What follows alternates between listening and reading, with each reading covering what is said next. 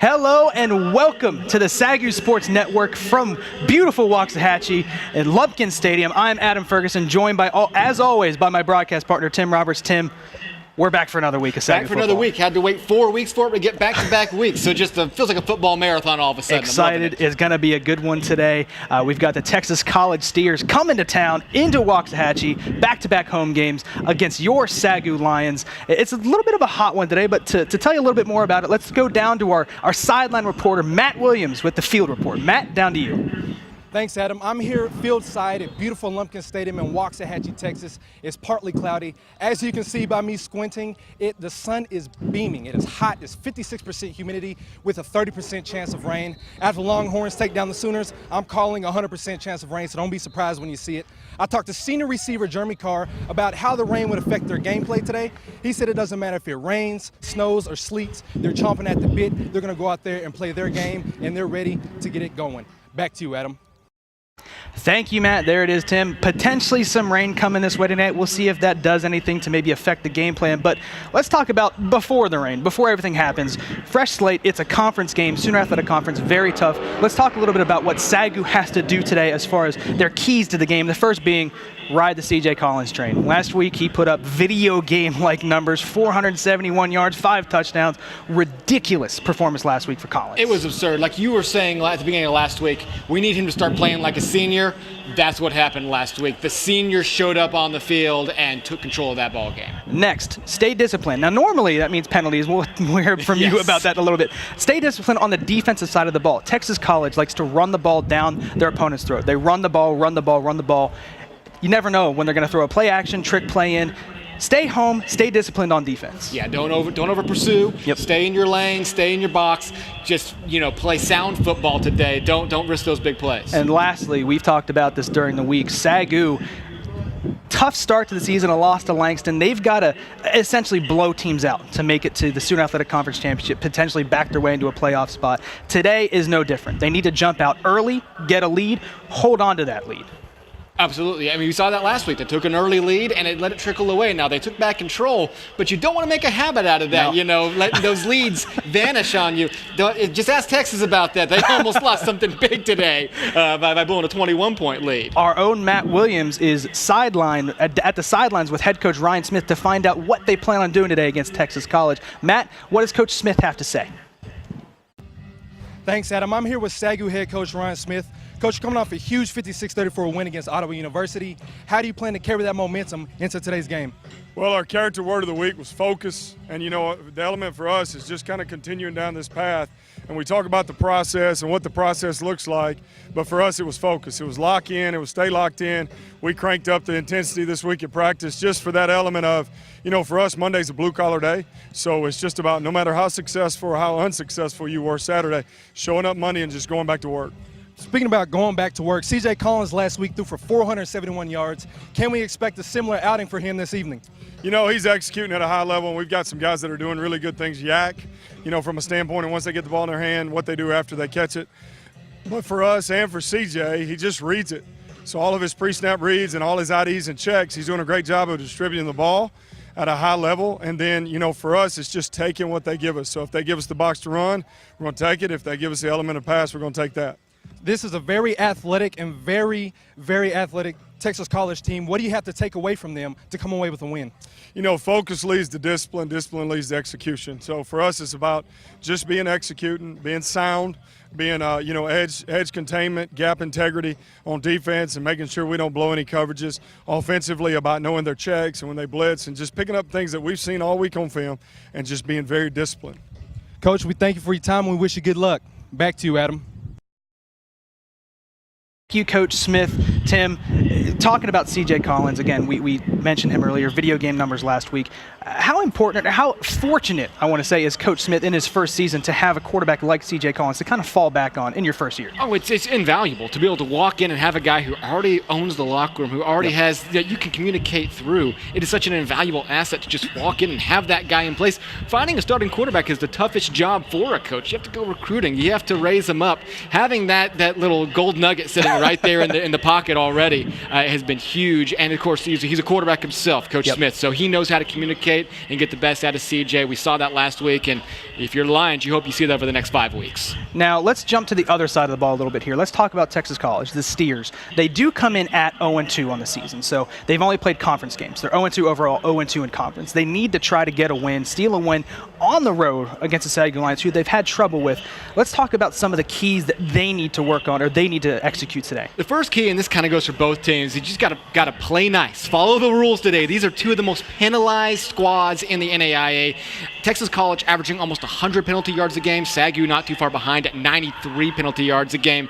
It's really incumbent upon the Steers to not be that penalized today. They need to bring it down and make sure they stay competitive enough to keep SAGU up. You can't just lay back and play a marshmallow game here. You got to play hard, force SAGU penalties, but if you're losing 100 yards today off of penalties, you're in trouble if you're the Steers. Second, you've got an interesting matchup here. Texas College's pass defense is really good, one of the best in the nation through 2 games, only allowing 122 passing yards a game. They're going against a great SAGU passing offense. Meanwhile, their rushing defense giving up 207 yards a game, but SAGU really hasn't established a strong rush game. So I'm saying for Texas College, the key is go ahead and make it a strength versus strength matchup. Make it a passing game and try to prove you can shut down CJ. And that comes to my second point. My third point. You already mentioned this for the Lions. I'll say it for the Steers. It's just a clear key to this game. They need to get ahead of the Lions early, especially if we talk about the chances of rain. If you can jump out to a 10, 14-point lead, make sure the Lions are being able to do nothing but throw the ball around the field. Maybe there's a little bit of rain. It's tough. That might just be exactly what you need if you can take an early lead and just hang on to it through the rest of the ball game. So they got a shot here today. They got a shot. Well, you heard our own weatherman, Matt Williams, predict 100% chance of rain. I don't like that. Look for it to happen tonight, and a potential, could be, if it's a close game, that rain could heavily favor Texas College in the way that they run their offense. We're ready to talk about some of these players to watch here on both sides of the ball. Let's start with the home team. Let's start with SAGU. Of course, last week, Sam Northey. Just what a game by Northey. He was one offensive holding call away from 4 touchdowns. He did end up with 3, over 200 yards receiving. Just a dangerous all-around player for the SAGU offense. Tim, got to keep him going. Oh, you got to keep feeding him the ball. He has turned into a weapon all season long. I don't know what yards and 3 touchdowns is. That's like backyard football, and you're the biggest kid in the neighborhood numbers right there. And then about fresh cross. Now, he does have 6 interceptions on the season. He had 3 last week. It's going to be a different game for him this week. Texas College, of course, does not necessarily like to pass the ball. Can he stay disciplined? Can he show that he can support in the run game? We'll find out today, Tim. Yeah, if he stacks up some tackle stats today, that'd be a huge extra ribbon on him. Of course, he wants that pick. He just wants the ball. You just know he wants that 7th pick already. And lastly, of course, I kind of cheated a little bit here. Let's go with the entire defensive line. Last week, they did have a good game, forced a lot of pressure on the Ottawa quarterback, but this week they're facing a different offense that likes to run the ball. It's up to this defensive line to set the tone, control the trenches, try to not let anything get to that second line of defense in that defensive line. Yeah, we saw Ottawa, Arizona break off a couple of big runs last week. You need to prevent that. Like I said, that starts with winning in the trenches. They did a good job, but when they did get by, there were some big runs last week for Ottawa, Arizona. Now let's talk about the other side of the ball, the visiting team, the Texas College Steers. Who are we watching for, Tim, for them today to get a victory against SAGU? Like I was kind of saying, they're going to need some big plays in this one to kind of overcome some of their disadvantages, and I think that starts with Diamond Woods. He is number 2 in the NAIA, averaging on kick return yards and is averaging over 15 yards a punt return. He had a 95-yard kickoff return for a touchdown last week. So if he can be that X factor, to have a couple of big plays,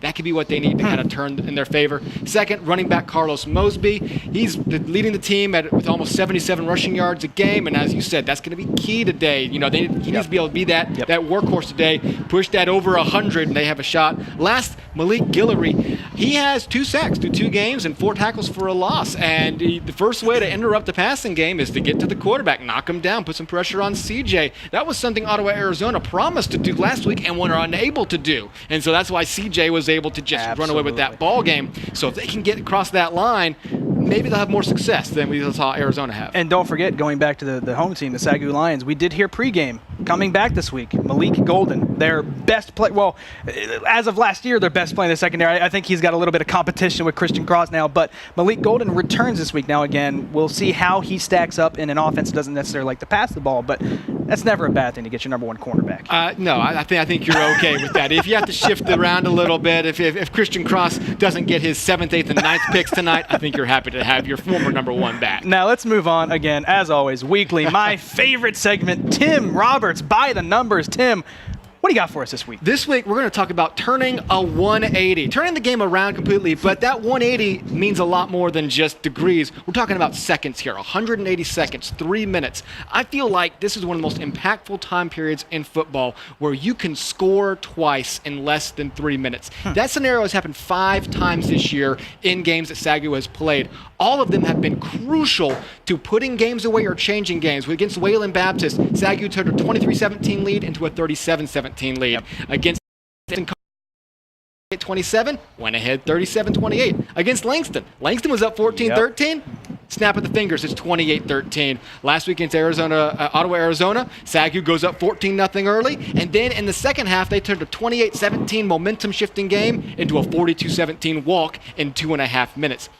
People always talk about, the Nate Silvers of the world who try to get their grubby math fingers all over football. There's no momentum. You can't quantify momentum. This is quantifiable momentum. If you can score twice in 180 seconds, you turn the game around. There's nothing more demoralizing than walking to the sideline to get a refill of Gatorade, looking up the clock and going, weren't we just in this game? How are we down 20 now? Weren't we just ahead by 1? Now we need 2 scores in the last minute and a half to win the game. How did this happen? I love this idea of, so whenever you see a score tonight, hit a mental stopwatch in your head. If there's another score in the next 180 seconds, you've just seen a game-changing moment.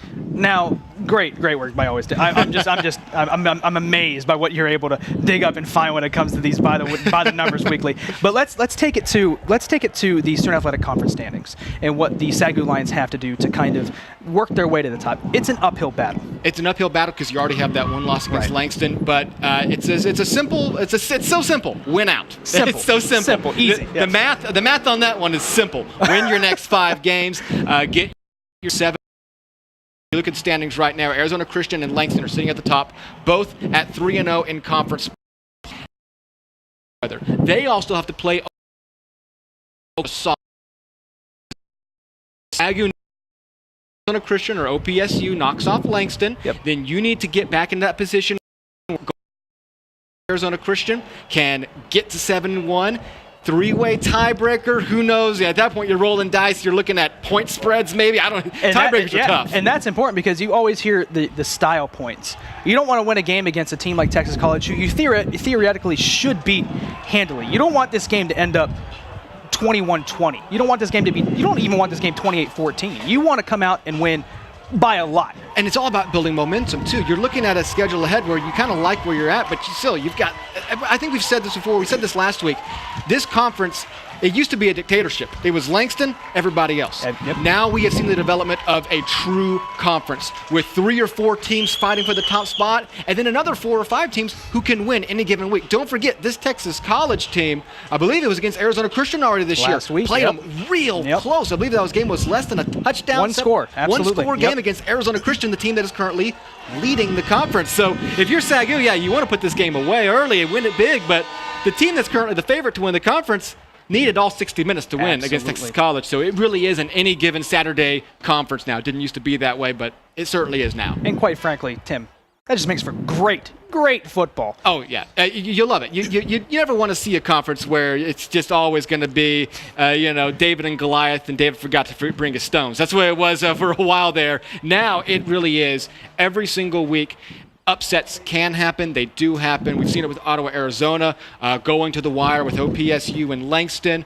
We haven't really seen that big upset yet this year, but you can feel it. It's coming. Somebody is going to get dinged by one of these teams that feels like they're out of the race already. Right. Somebody is going to suffer a devastating loss, and SAGU needs to make sure it's not them. Yeah, as I was about to say, and if you're a Lions fan, a Lions coach, a Lions player, you're just hoping that today it's not you. You're hoping today that the weather might hold off a little bit, try to keep the factors that are out of your control in your favor. We'll see, weather pending how the game unfolds in terms of how Texas College likes to run their offense and how SAGU likes to run their offense, of course. But Tim, it's almost that time. It's almost that time for kickoff. And, of course, don't forget to follow us on all of our social media platforms throughout the game. Keep track of all the teams out there. Obviously, keep track of the stats inside the game as well. So Facebook, Twitter, Instagram. Vine's not a thing anymore. I don't think we ever had one of those anyways. Be sure and follow us on all of our social media platforms here at the SAGU Sports Network, at SAGU Sports Net or at SAGU Sports Network. You'll be able to find it, trust me. In the meantime, we are going to send you live down to the field for the opening prayer, national anthem, of course, the coin toss to see who gets the ball first. Next time you hear from us, it's going to be kickoff. Don't go anywhere. Texas College versus SAGU coming your way right here on the SAGU Sports Network. Performed by SAGU Brass, which is a brass quintet that provides sacred and contemporary music to the university and community. The ensemble is comprised of students who have excelled at their musical calling and are striving for excellence. The members are Caleb McGee on trumpet, Connor Harper on the trumpet, Joshua Chance on the French horn, Mason Hicks Bass on the trombone, and Dr. Tyrone Block as the tenor trombone.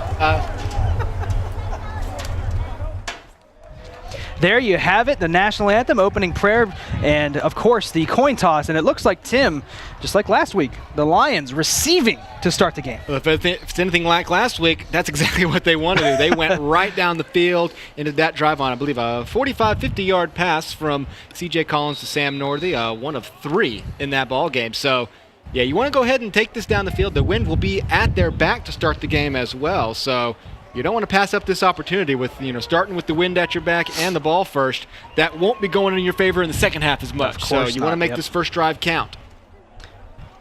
Back to return for the Lions is, of course, Sam Northey, as well as return man Dakota Gilley. We saw him get a couple opportunities at it last week, and we are underway. It is another short kick, and it's going to hit the ground. You never want to see that. Northey has to corral it in. He gets it, thankfully, for the Lions. That's dangerous. That is a dangerous way to start the game. Very dangerous situation. I love the idea of just kicking up in the air there. Edward McDonald of the Steers was close to recovering what would have been around a 30-yard onside kick. That ball is live the whole way. And, yeah, that would have been a way to start the game if you are the Texas College Steers, but good heads-up play by Northey to get on it, and the Lions will take over at the 25, just like it was a touchback, just a regular old touchback. Essentially, yep. Of course, under center for the Lions, I say under center, in the pistol formation for the Lions is, of course, senior C.J. Collins. Looks like he's got Stephon Free in the backfield with him. Sends Carr in motion. He's going to hand it off to start the game, and here's Stephon Free. He's going to get a quick, call it 5 yards on the first carry. Not a bad first chunky yards for the Lions. Last week we maybe saw a little bit of the development of Free and Bledsoe as your two-headed running back team.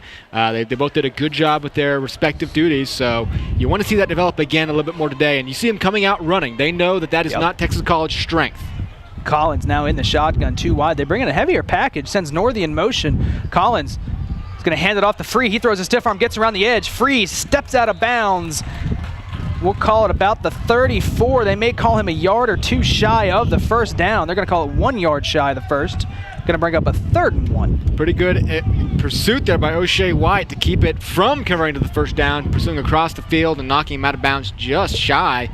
Otherwise, Lions will be looking at a fresh set of downs instead now. 3rd and 2, chance for the Steers to force a quick 3-and-out to start this ballgame. You'd like to see them maybe hand the ball off here. Collins now in the pistol, Free still in the backfield. He's going to fake it, go out to Jeremy Carr. Carr hauls it in, and he gets enough for the first down. Going to get a 3-yard reception, and that's going to move the chains. And you think Texas College might have watched some film. Sam Northey coming on the slant route right out of the snap. That pulls his guy and the safety off. They know who they need to try to shut down, and that route helped free up Carr for the first down. Fresh set of downs. Collins fakes the handoff, back to pass, deep drop, going deep down the middle. Who else? Sam Northey gets behind the defense, and he is gone. Sam Northey from C.J. Collins. Touchdown, Lions. I'm checking the tape here. I think we put in last week's game. That's the exact same play. Just a little post route to the middle of the field, wide open, nobody behind him, nobody in front of him. Northey walks into the end zone, jogs lightly, and the Lions, a minute 15 into this ball game, 63 yards from Collins to Northey. And that was a pristine pass from C.J. Collins, not the guy that's always been the most accurate quarterback. He has been dropping some dimes the last 2 weeks, and he gives SAGU the early lead here. It's a long mong on for the kick. Extra point up is up, and it's good. And he remains very good at these extra points. He's getting a lot of work the last couple weeks, Tim. You know, I mean, if you're a kicker, you want to get work, and I think you're much happier when it's coming from around the 7-yard line than, say, the 37. Yeah, TH has been able to just clean up on those extra points. He's only missed 1 all year, and still perfect on field goals as well. So indisputably one of the best kickers in the NAIA. Is it okay to call a kicker a weapon? Yes. Absolutely. You watch the replay here. CJ with that deep drop. And, yeah, just look at that. I mean, that's the speed, just the pure speed of Sam Northey to where once he makes that first move, he gets around the guy and he's gone. He's just gone. Do not call Sam Northey just a return specialist. He is dangerous. I think he's established himself as that this season for certain. Absolutely. Last year, you might have thought of him more just as a return specialist and that end-around weapon on offense. No, he is on a team with guys like Jeremy Carr, Torres Hill, Bryant Dotson. He's emerged as the best receiver on this team. That's not an easy feat, especially for a guy who's walking in here at 5'8". On the kick now is TH. We saw him do a good job last week of limiting the return game of a dangerous return man for Ottawa, and we see more of it. Gets it through the end zone. That's going to be a touchback, and that's the best thing you can ask for from a coach. Yeah, wind at his back. He went straight through. Yeah, earlier last week, it felt like they had a different strategy. It felt like, which is weird because Ottawa had such a dangerous return team. Early on, they were kicking it and punting it straight to the return men, and then once TH got the go-ahead, apparently knock it out of the back of the end zone, he was perfect from then on out, all touchbacks. So now here comes Texas College, not a position you wanted to be in. Vontine Williams, the sophomore, will lead them at quarterback. And in the backfield is Carlos Mosby, one of our key players in pregame. Mosby stands 6'1", 225, one of the bigger backs that you're going to see. They open up the game with a pass. He swings it out to Jamaria Evans, and Evans gets pushed out of bounds for a pickup of they're going to call about 6. So not what we expected to see to start the game from the Steers. And that might be a little bit, trying to find out what SAGU is going to do. You throw some quick passes early on to identify what the defense is reading, what the defense is pursuing. Maybe just testing the water a little bit. And gaining 6 yards while testing the water is a pretty good game plan. Now Williams hands it off to Mosby. Mosby, he's going to get met and finally brought down by Kobe Roach. Initially hit by, it looks like Landon Jones. That was the first one there. Good follow-through by Roach. He had already shed a couple of tackles, and there really was no one else hanging on to him. He was free of those tacklers. Roach comes in and finishes that play off for no extra yardage and brings up a 3rd and 3. And this is where you want to be if you're the Lions. 3rd and mid, they can't be confident in the passing game, and you can almost force them to run it here. We'll see what the Steers go with. And the Lions defense, one of the best in the nation. And they are going to hand it off up the middle, and he is going to get a first down. He needed 3, and he got 4. Did Carlos Mosby, and that's going to move the chains for Texas College. Yeah, you see right here just a pure kind of power draw up the middle. He gets his gap and finds his 4 yards. That's a big play early on for the Steers. As we said last week, the Lions, one of the best 3rd down defenses in the nation, allowing only around 25-26% of conversions. Well, the Steers are 1 for 1 at the moment. 1st and 10. Williams has Mosby in the backfield still. He's going to take the snap, Hand it off to Mosby. He cuts it back up the middle. He's going to get about 2, maybe 1.5. We're bring up second and about 8 for the Steers offense. So Torrey Williams was the one in there who finally was able to get the tackle, as SAGU showed a little bit of a blitz on that play, bringing the linebacker up. You watch here at the snap, and yeah, he just shoots right up the middle, trying to find that gap, but the ball was already handed off. But good job by the defense to not get burned while blitzing. Second and 8. Williams takes a snap, hands it off to Mosby. Mosby cuts back, good cutback move, but he's met by a couple of Lions. It looks like he was met by Torrey Williams and Keandre Belcher, a couple of guys who had their names called a lot last week. Just about to say that exact thing. They were all over the field last week, and they team up. Always good when you can see a defensive lineman and a DB back there kind of lining up. Absolutely. Now, interesting. We do see Christian Cross line up at corner this week. He is, of course, one of the starting safeties, but Bryce Bailey, who's been one of the better corners for the Lions this year, is out with an injury today. So we see Eric Berry come in and fill this safety position, and Christian Cross move down to corner. How much confidence is that showing a coach? A freshman. A freshman in his 6th game. Here's a position change. Back to passes, William. He's going to get met, and he spins off the tackle. He's going to take off and have enough for the first down. The Lions had him dead to rights, but a good move by Vontine Williams to tuck it and run. Yeah, pure athleticism here. He's just going to spin out of the tackle, and that was Belcher trying to bring him down. And instead, the Steers will get their second third down conversion of the game. That was 3rd and about 7. So really good conversion. Way to use his feet and just have that awareness of where the tackler was to spin at the right time. Sometimes you mistime that spin and you're dead in the backfield. 1st and 10. Here is Williams back to pass on first down. He could take off and run. He is going to. Derek Shelby in pursuit, not fast enough. Now up the sidelines and then spins, but they're going to say he stepped out of bounds just past the 30. Vontine Williams had all day to throw if he wanted to and still elects to run. Why not? He's an athlete. Yeah, all day, and just a great little pump fake move there with Shelby right in front of him. He just is going to freeze him a little bit with this pump fake right here. Yeah, am I going to throw it? No, I'm not, but now you're not moving and I am. Gets to the corner and picks up around 20 yards almost. Yeah, it's going to be gain of 22 down to the 28-yard line. He hands it off to Mosby. Mosby gets met for almost no gain. Call it half a yard. It's going to be 2nd and 9. And now, Tim, the time of possession very much in favor so far, albeit only 5 minutes into the game. Time of possession very much in favor of the Steers. I don't think SAGU's going to worry too much about that at the moment, but they should worry about the fact that the Steers offense is clicking. They've really been able to do some things that you weren't expecting to do. Again, Williams getting some of these early runs, picking up that first down, and then a big gain down to the 28. Now they're on the 27-yard line. SAGU's defense needs to kind of identify, well, what's happening here early on. Here is Williams. He's going to take the snap. He's back to throw. He's going to let it go deep. He's got a man, overthrows him just a bit. He had him open on the corner route. Eric Berry in coverage, and fortunately for the Lions, that's not a touchdown. Yeah, that's Jamaria Evans right here. You're going to have kind of the shed route on the inside. Jamaria Evans running to the outside and just can't get there in time. Not a bad throw by Williams. Puts it in play. The ball was in play. If they'd just been able to time that out a little bit better, that's probably a touchdown right to the corner. If not, they're at least down to the 1 or 2 yard line. Bring up a 3rd and 9. Again, they've converted 2 on this drive already. And the Lions were very, very good on 3rd down last week against Ottawa, Arizona. 3rd and 9, 3rd and long. You got to think they're going to try to pass the ball here. Here's Williams. He is going to drop back to pass. They're going to throw a screen. He completes it, and he's going to get brought down. Looks like just shy. DeJuan Hill is one who brings that in. It's going to be 3rd and very short. We're going to call it 4th and 1 here for the Steers, and we see no signs of a field goal unit. They're going to go for it. Yeah, you're definitely going to go for it here. Good job of him getting around Markel Matthews there. Matthews trying to bring him down. If he brings him down around 4 or 5 yards short, you're probably looking at a totally different situation here now. Instead, 4th and 2, you've done a good job converting throughout this drive. Yeah, no reason to try to settle for a field goal, especially with a strong wind in your face. 4th and 2, they're going to call it 2. He's going to hand it off. He's going to get met and brought down. This is going to be close. The spot they have right now, he's a bit shy with their spot. He is a bit shy at the moment. We'll see where the ball officially gets placed. He needed to get to around the 18, and they have him really around the 19. So I don't think he's going to convert. I think the Lions, they're going to have a measurement. They did move it up a bit. They moved the spot up just a little bit. This is going to be very close. It's hard to tell from here where the ball is not exactly near a hash. Right, yeah. DeJuan Hill, the running back, they got 2 big running backs. He's 5'10", a little shorter, but still 220.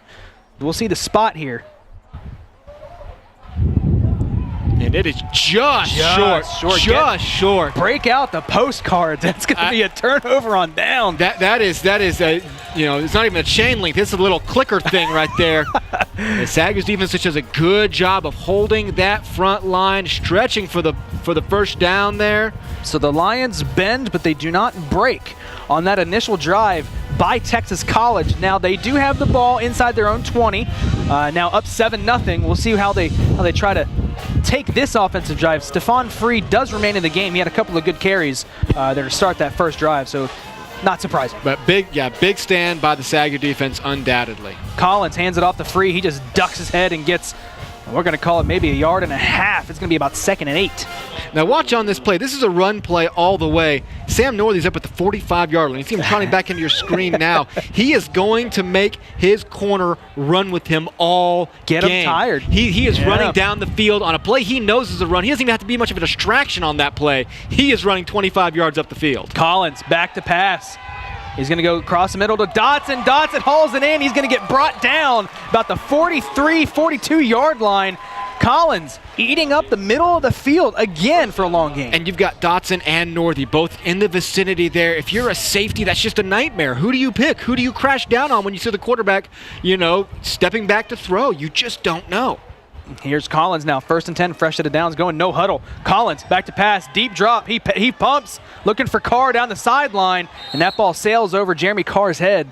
First incompletion on the day for Collins. And that play just wasn't really there. Good coverage there defensively by Texas College. Good job early on there, shutting down Northey, and then the safeties get on the right guys, force the play to the sideline, make Collins throw a very low percentage pass in that situation. Texas College is going to need a lot more of that. And you see them setting up.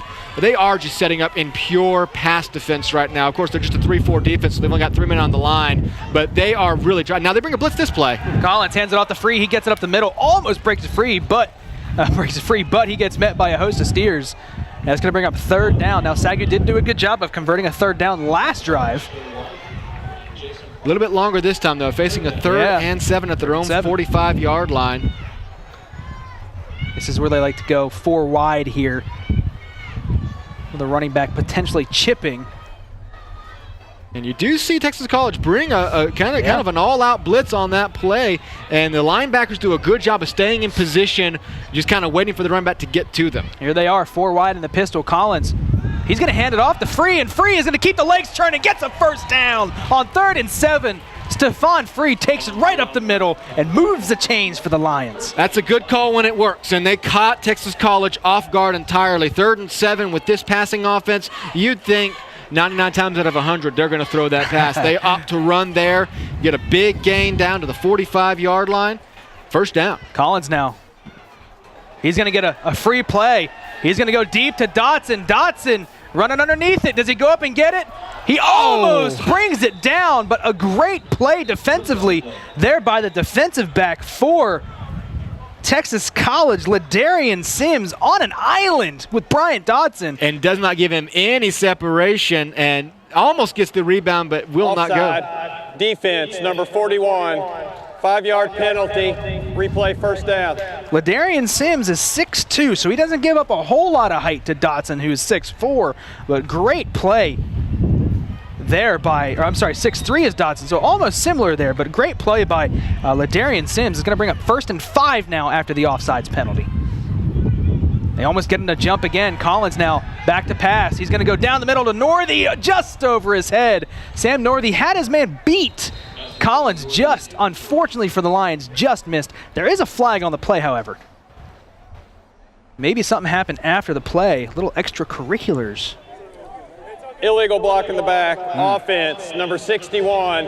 10-yard penalty, replay first down. And there we see it, the first penalty of the day on the Lions, and that is something we talked about, Tim. You've gotta stop with the penalties. Dane Macklin had a rough game last week, a couple holding calls. A couple of penalties, and this one, sets you back. All of a sudden, you're looking at first and 5. Now you're looking at 1st and 15, back at the 50-yard line. How do you block in the back on an incomplete pass? That's what I'm kind of wondering. That had to happen fast. Collins now is going to fake the handoff, gets the pass out quickly to Carr. They pick up 6 It's going to bring up 2nd and 9. Gets it past the 50 again for the Lions. Yeah, so after all that, they finally get an official playoff, and they set up basically a gain of 1 on first down from where you initially were. And just kind of going quick underneath, kind of keeping Texas College honest, making sure they can't just drop back in a pure prevent and all the safeties looking back. Looks like they're going to bring some pressure. Collins hands it off to Free. He's up the middle. He's got a lot of room to run. Stephon Free, it's a foot race. Can he get there? He can. Stephon Free. Touchdown, Lions. He's going to put them up 13-0, barring the extra point from TH to go up 14-0, and another huge play for the Lions. Here's the moment right here. He sees that gap. He just makes a nice little, not a dramatic angle, too much of an angle. He's going to get caught from his right. He just makes a slight angle towards the middle of the field, and yeah, once he has a chance to have a foot race to the end zone, none of those guys are able to beat him to that mark, and he's passed them into the end zone. 2 long touchdowns for the Lions early on. TH on for the extra point. It's up, and it is good. And the Lions, just like last week, go up 14-0. Now remember, Tim, they went up 14-0 last week, and then Ottawa, Arizona took control of the game. It really was a totally different ball game for basically a full quarter. Once SAGU went up 14-0, it looked like they might roll the whole game. Instead, Ottawa, Arizona came back, actually took a lead before SAGU was then able to totally flip the script again and walk away with that ball game. So Texas College looked really good on their last drive. They have to have a lot of confidence as an offense now. They weren't sure what they'd be able to do maybe early on here. They got down inside the red zone, just were unable to convert. Got a score update for you. Number 24 Southeastern leading Ave Maria 7-0. Our executive producer's alma mater, John Cookman, Southeastern. I think he had a little bit of a say in whether or not that score gets put up on our screen. So now the Lions coming out to a 14-0 lead with 6:18 left in the first quarter. Now, how does Texas College respond? You did a good job of driving down the field your first drive, and then it just kind of a good stop by the Lions defense on a 4th and short. They come up and they stop the run. How do you respond if you're the Steers? Do you respond with maybe a different approach on offense, or do you stick with what worked for you that first time? I mean, it was working so well for you, and you were literally a chain length short on 4th down. You were working pretty well. I say, come out, maybe mix it up a little bit. Maybe now is, the time to run a normal play or two, and then maybe try a little flea flicker, a little end around, double reverse action, something along those lines to throw SAGU off their feet a little bit. But you were looking really good on that last drive. Kind of rely on Vontae Williams to make the calls. He knew when to kind of hold it, knew when to throw it, put together a decent drive. Williams comes out. He hands it. He fakes the handoff, back to pass, makes a couple men miss. Now this is where he's dangerous. He's going to take off and run, but he's going to step out of bounds for a gain of, let's call it 5. And he ran a long way for 5 yards there, Tim, but he did a good job of making a couple of people miss. And he jukes Devonta Cronauver in the backfield here. Watch this little step right there. You see that on the basketball court more often. Just fakes him out of his shoes. Ankle breaking move, picks up a gain of 5, and yeah, that could have been a lot worse. So seeing a lot of athleticism from Williams early on. He lines up with 2 men in the backfield, and he's going to fake the handoff and keep it himself. Cuts back outside. What a tackle by Landon Jones. Able to bring him down from behind. Keeps the gain at a minimum, bringing up 3rd, and we're going to call it 2, maybe 2.5. Jones does a great job going from standing still on the read option, trying to see who has the ball, just planting that foot and darting to keep that from being more than just a 2-yard gain. Now, again, they were 2 for 3 on 3rd downs. The last drive did really good on those short yardage situations. So see if they can convert yet again here, facing a 3rd and 2 at their own 33-yard line, we'll call it.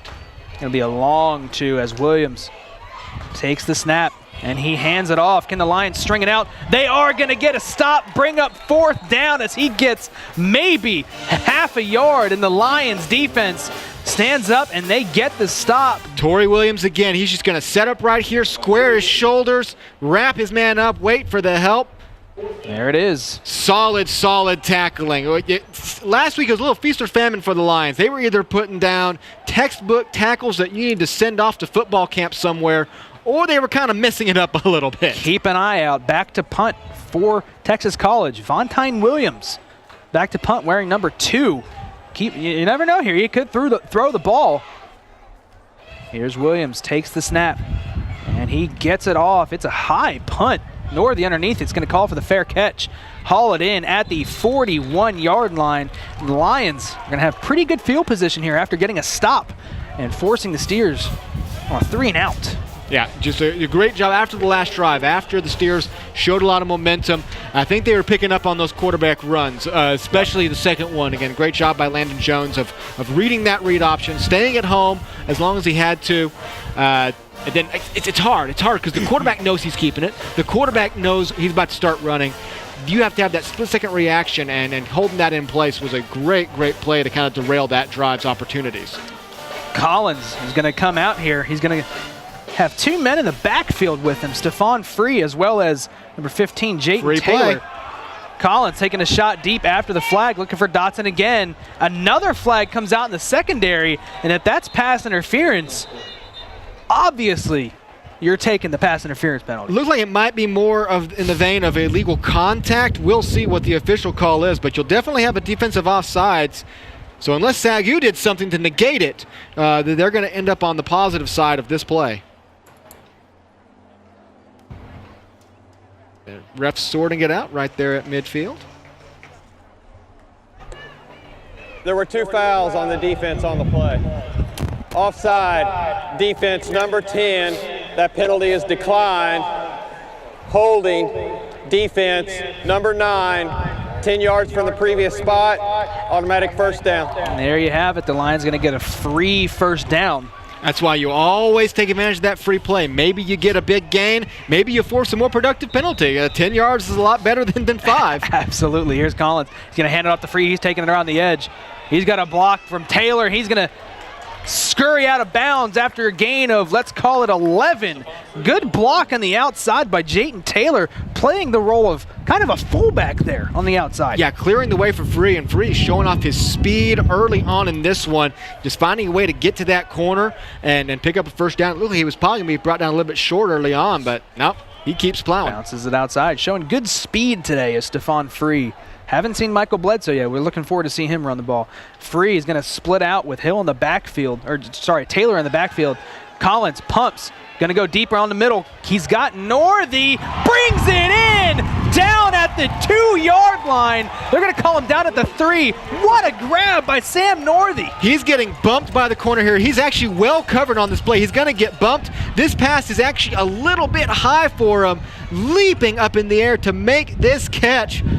What an extension to get down to the 3-yard line. Sam Northey, he's been just getting the runaway plays so far in this season. That was just a go up and fight for it diving catch. Collins sends Free in motion. He's going to hand it off to him.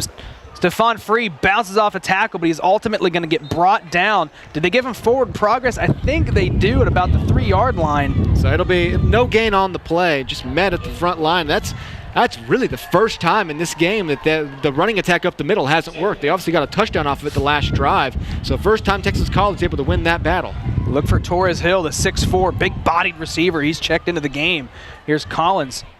Torres Hill at the bottom of your screen. Collins going to throw the slant to Northey, and Northey brings it in for a touchdown, his 5th in the last 2 games. Sam Northey from Collins gives the Lions a 20-0 lead, barring the extra point. You said that. Torres Hill lined up at the bottom of the screen here. He's going to cut upside. That's going to give Northey a little bit of space. He's just so quick on that slant anyways. He doesn't have to interfere, doesn't have to bump the guy, just kind of stays in his eye line. They have to be aware, like you said, of this tall receiver going for a fade potentially. Northey shoots right over there, and yeah, he is on a roll right now with the SAGU Lions have pushed it to 21-0 with still 3 minutes remaining. You can watch this replay here. Such a great play call as you're just going to see Hill. Not even quite a rub route. Doesn't have to bump the guy. Doesn't have to risk anything illegal. No pass interference. Just enough to know that once Sam Northey shoots off the block and straight into the end zone, he's going to have a little separation. And you love counting on Collins' arm right now. His accuracy is on point. After we talked about it, if you watched our preseason pregame show we did months ago, it feels like now, I said I wanted Collins to get up to 60% accuracy. He'd been sitting around 56% for way too long. He's at 60. He's at 60 right now, and so far this game, he's pushing that stat a little bit higher. So if you can keep it above that 60%, trust him to make those throws, you've got to love where you are, and you love where you are in this ball game right now. Sam Northey with his 8th receiving touchdown of the year. TH is going to kick the ball over the heads of the return men and another touchback. He is a perfect 3 for 3 on the game with touchbacks, limiting the athleticism of those Steers return men. And they're going to bring the ball out now, down 21-0. We're still here, Tim. Yeah, this is not the scenario the Steers wanted to be in. You said it. It was one of the keys for the Lions, shoot out the block, take a quick lead, and I said the exact opposite. I said the Steers needed to get a quick lead in this game to really have any hopes. Now you're already looking at a mountain to climb. Luckily, I mean, either luckily or unluckily, you got a lot of game to play. You get to write that story now of whether it's a good thing or a bad thing, how much time is left to play. Here is Williams faking the handoff, steps up in the pocket. He gets brought down from behind. The pressure gets there. Let's call that a coverage sack. Everyone down the field covered so well. And that's going to bring up 2nd and long. Covered maybe a little too well. Looks like we have a flag at around the Lions' 45-yard line. At the moment, it is a sack, and Shelby, who's going to get half of it, coming in to finish off the play as they had a hold of Devontae Williams' leg, but this is going to be a penalty. Unsportsmanlike conduct for sideline interference, defensive sideline, 15-yard penalty, first down. Adam, you just threw the number 2 up, and that's exactly right. The Lions had this exact penalty last week. Not what you want to see. Last week it was actually, they accidentally bumped into the refs. Timeout, Texas College, first timeout of the half. Regardless, 2 times in 2 weeks where you get an unsportsmanlike conduct penalty from your bench. That just cannot happen. That cannot happen. It was last week, it hurt you. It hurt you in that situation. This week, it hurts you even more. You have a sack, and I was saying, well, the coverage might have been too much. It wasn't even a pass interference call or something that resulted in the play. There's a pretty clear, if you look at the sideline, the green is where you are. No reason to get on the white. It's football. We all get real excited. We want to get real close. We want to be able to get involved in the ball game. But that is a bad penalty for the Lions. You were about to set up a 2nd and 18 or so for the Steers, and instead you just gifted them 15 free yards up to the 40. We mentioned discipline. We mentioned no penalties. So far it's been the Lions with the penalties early on. They were able to overcome their last one. Let's see if the defense can get back up there and not let this one affect what was otherwise going to be a great situation. Let's see if the offense can capitalize. He's going to keep it himself as Williams. He gets wrapped up for no gain. Looks like they're running a little bit of triple offense or triple option offense there. Running a little triple option, having the guy out there, and SAGU's defense didn't bite on any of it. They, like you were saying earlier in the game, they didn't over-pursue. Watch, everybody, they even kind of get past their initial man, and everyone kind of goes vertical. They get up a little bit. They get their eyes up. They're looking at the play. They're not just rushing towards who they think they should rush for. Very intelligent defense up front on that play to prevent any yardage from being gained. 2nd and 10 after the gain of none. Williams back to pass. He's going to roll out to his left. He's going to unleash it deep in coverage. Nobody there. There's the first test we see from Malika Golden coming back after an injured ankle from last week, and it looks pretty good. Yeah, looks like a good job rushing across the field, and just a great coverage right here. Obviously, they've shown good coverage throughout the game, and yeah, just kind of having to throw it deep, and that ball's not going to get caught by anybody. If anything, the closest player to it was, in fact, a SAGU Lion. So great coverage on that play. 3rd and 10, Vontae Williams now. Got to move the chains here. You cannot afford. 21-0 is a hill in itself. If you turn the ball over here, give it back to the Lions, go down 28-0, that seems insurmountable. Williams rushing it or rolling out to his left. He's going to take off and run. Strips off a tackle, tries to spin out of another one. Keeps the feet turning, but cleaning up the tackle. Bringing him down short of the first down. I think it was Christian Cross who was the 4th guy involved. That just shows how strong a player that Vontae Williams is. It took that many guys. Yeah, he's going to take this pass, just trying to get somebody open. Nobody's there. Finally has to tuck it and run. And really from this point, he has no chance. Held up, and yeah, that is Christian Cross. Yep. We said we wanted to see him start to get involved in some tackles. He does a good job coming up, laying a nice clean hit. And now 4th and 2, we already noted this before. The quarterback is back punting at the moment. Vontae Williams in the punt. High snap, he fields it. The punt is off. It's a low line drive. Oh, no. And it hits a Lions player, and they are going to get it. The Steers catch a break. That's one way to convert a 4th down. As try to see whose foot this. He doesn't even see the ball's there. Yeah, it looked like it hit off the foot of Ethan Cook, one of the backup defensive backs who we saw have a pretty good game last week. Yeah, just on special teams, running across the field. You're not seeing this coming. This is such an awkward punt, kind of spinning. He does not see the ball, doesn't see it, just right off the foot. off of his foot.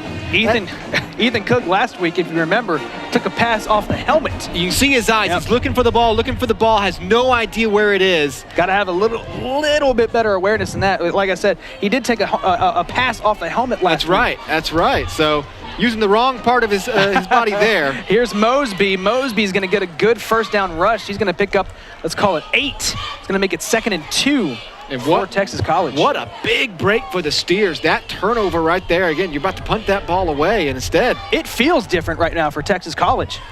In a hurry-up offense. Williams going to keep it himself, and he gets brought down by 2 Lions defenders, Eric Berry and Gus Wright on the tackle for no gain, maybe even a loss. I think SAGU is already committed to the idea that they are not going to let Williams just run away with this. Early on, he was putting together some nice runs. I think SAGU has now identified that is happening, and they are doing a good job of shutting it down as we tick under 30 seconds left here in the first quarter. Here is Williams, 3rd and 3. Gonna pitch it to Mosby. Mosby gets the corner, rushing ahead, tries to lower the shoulder. It's gonna get a couple extra yards. And this bringing up a new set of downs. This is all on Jamaria Evans. He's laying the block that frees up Mosby for this first down. Does a great job sealing off that corner, giving him the gap. And yeah, big first down for the Steers. Now down inside the 15-yard line. Here's Williams. He's going to hand it off to Mosby. Good cutback.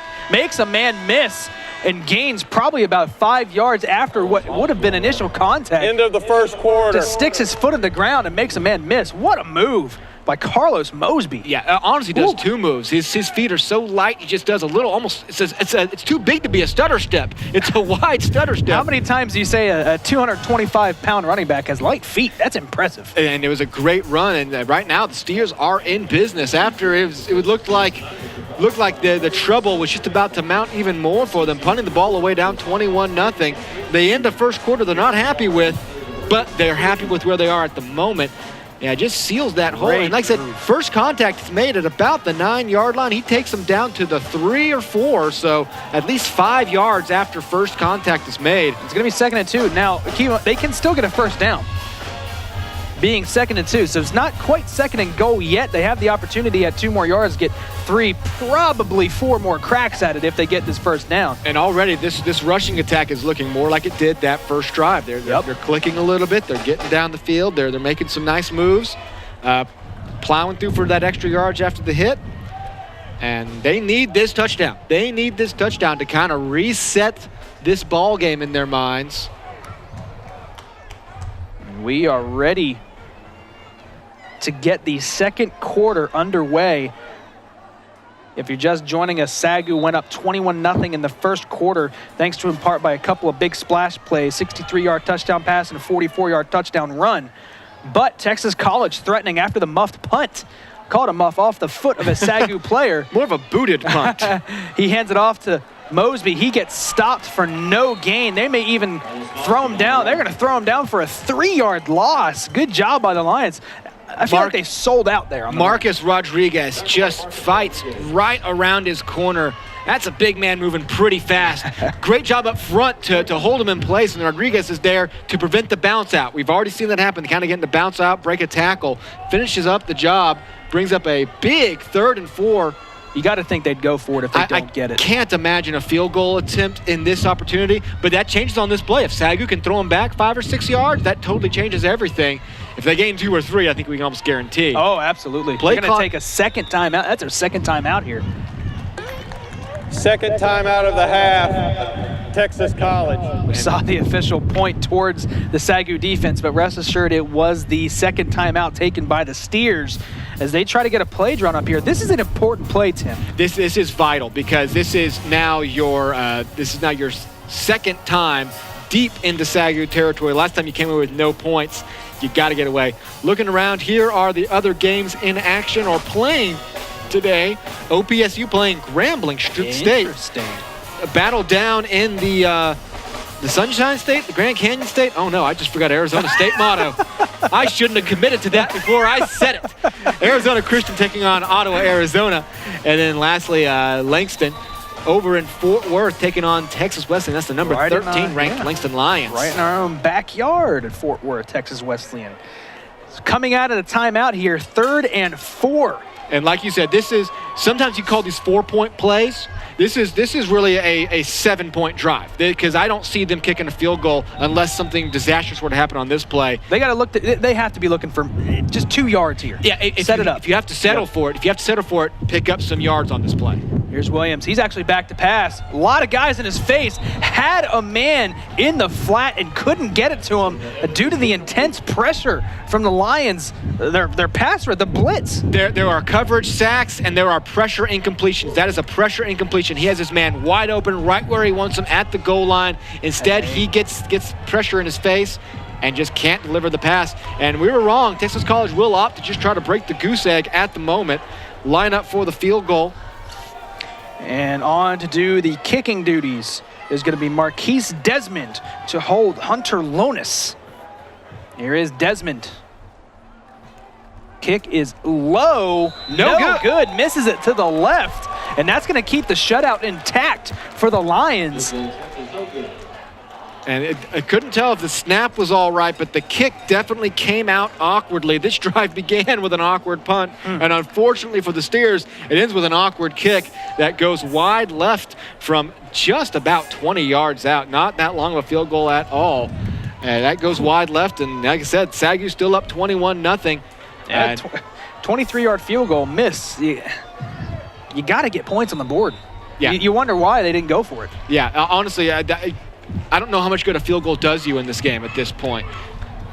And now the Lions taking over at the 20-yard line, up 21-0. Collins in the shotgun.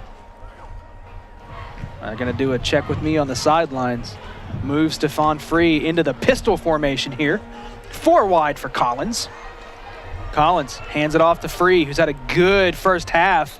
Now he's going to get about 1.5 yards. Let's call it 2nd and 8.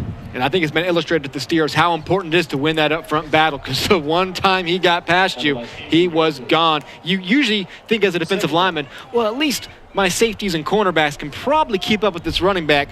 Not this running back. Here's Collins in the pistol again. Fakes the handoff, quick pass out, looking for Carr. Great coverage, though, however, on the outside. That's to Trell Davis, and that was a dangerous pass. If Davis was able to get past Carr a little more, he's playing straight up man-to-man defense here.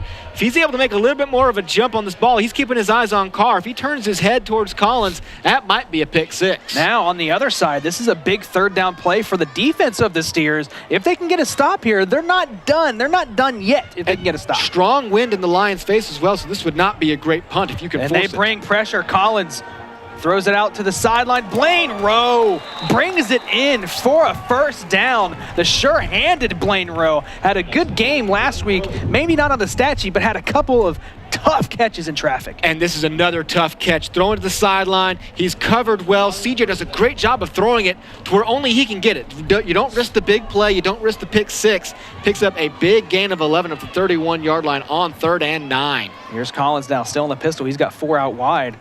That catch by Rowe would have been good in the NFL. Got both feet down. Gives the Lions a new set of downs.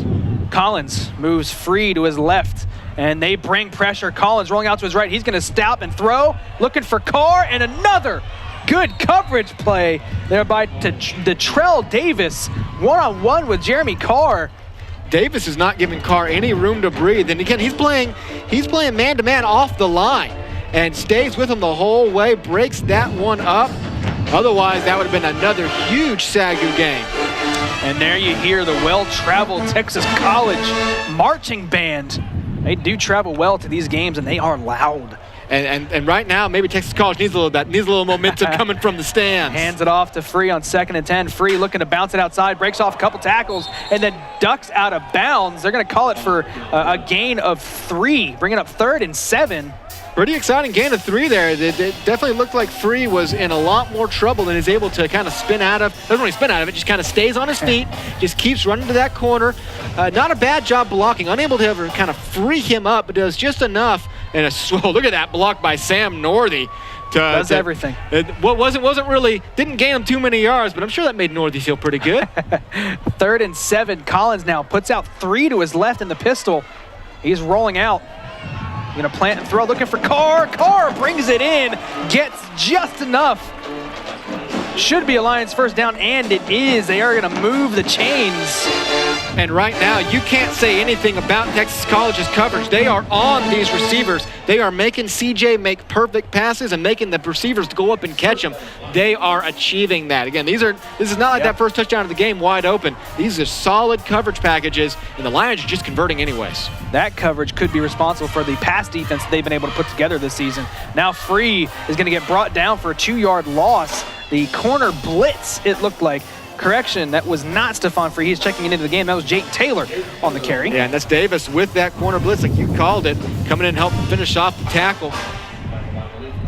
2nd and long. This is not a spot the Lions are used to. They've been doing a good job of picking up. That might be their first loss on first down. With the exception of the 1st and 15, yes, this is the longest play they've seen. A penalty that they had. Yeah, This is the first time the defense has been able to throw them backwards. Carr in motion. Collins, quick plant and throw. Blaine Rowe brings it in, gets hit hard from behind.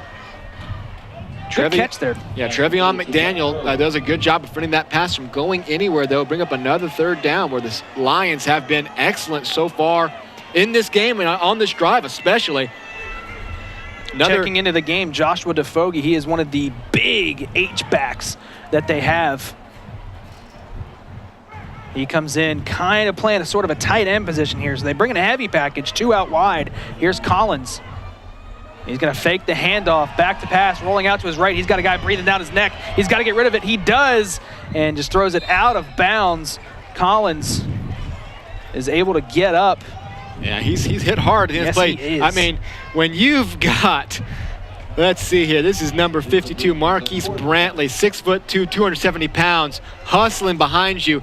That you can't ever stop and throw. He's right behind you. There's nothing you can do. You just can't throw that one away. So Texas College finally able to bring this drive to a halt after 2 3rd down conversions. Their first stop of the game, and now on the punt for the Lions, Gus Wright.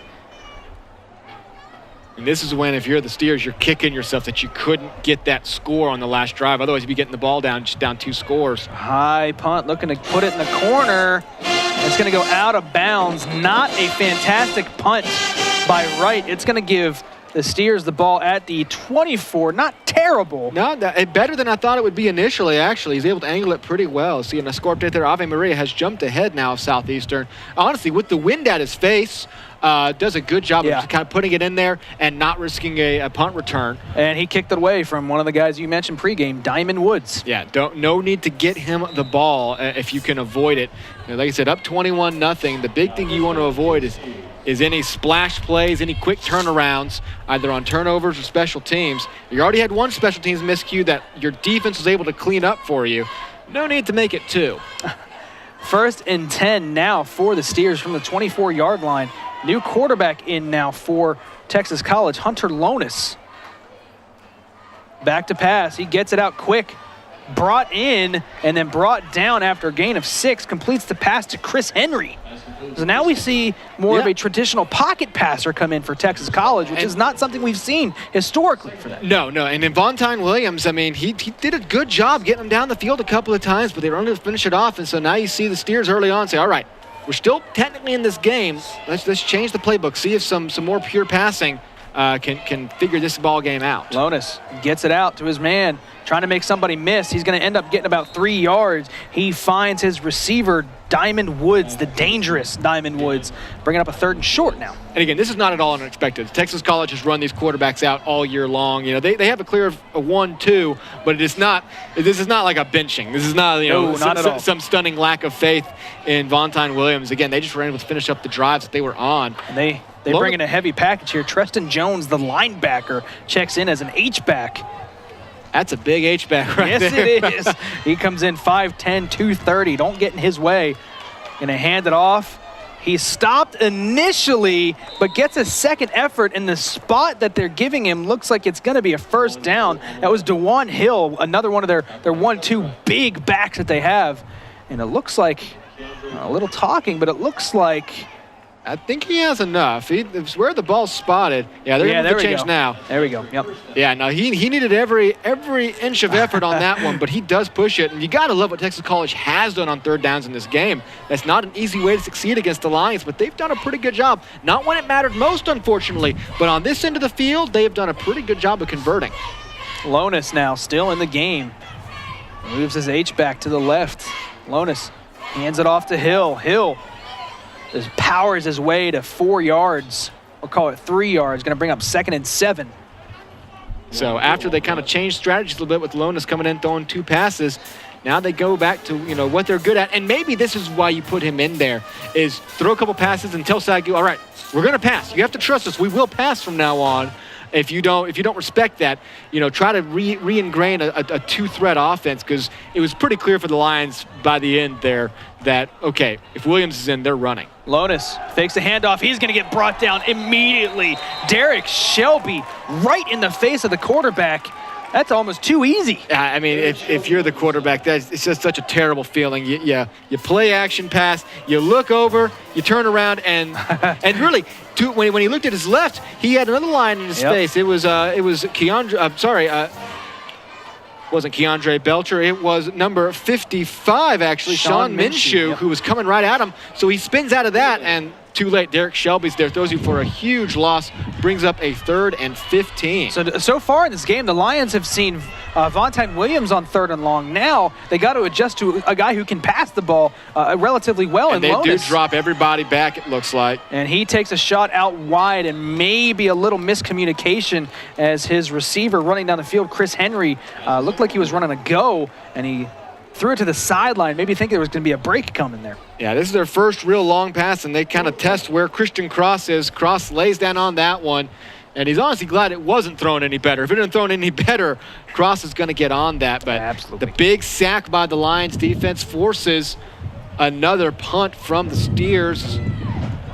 Under 8 minutes to play here in the second quarter. SAGU still leading 21-0. Williams gets the punt off. It's a good one. Northey brings it in, bobbles it, picks it up, trying to make a man miss. Here's Northey, makes 2 men miss. Northey now, can he get a block? Down past the 40, finally brought down about the 43.5, 44-yard line. And it's bizarre how often you'll see that, where a bobble to start the punt leads to a big return. You throw the guys see it, they change their strategy. They're no longer coming just to tackle you.